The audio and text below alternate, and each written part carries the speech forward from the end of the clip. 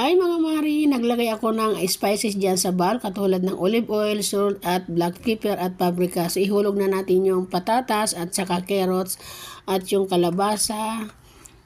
Ilagay din natin yung beans. Ilagay din natin yung sibuyas na hiniwa-hiwa. Ilagay din natin yung kamatis at saka yung chuchini. Lamas-lamasin lang natin yan mga mari para mamaya i-mix-mix lang natin yan. Mikos-mikos lang yan mga mari para i-oven po natin yan.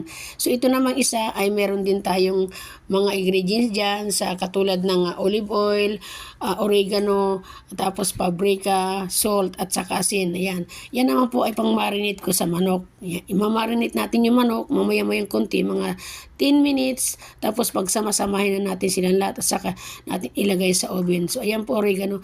Ganyan lang po ako kasimple magluto ng oven na chicken. Tapos ilalagay natin yan sa sa Pyrex. So ayan, pinaghalo-halo na natin sa isang lalagyanan ng Pyrex at saka natin ilagay sa oven. Mga mari, ganito din ba kayo mag-bake ng manok na may kasamang gulay? So ganyan lang naman ako kasimple, very simple lang yung ginagawa kong mga ingredients kasi ayaw po nila busing na maraming spices. O siya, ayan na po, ilalagay na natin sa oven.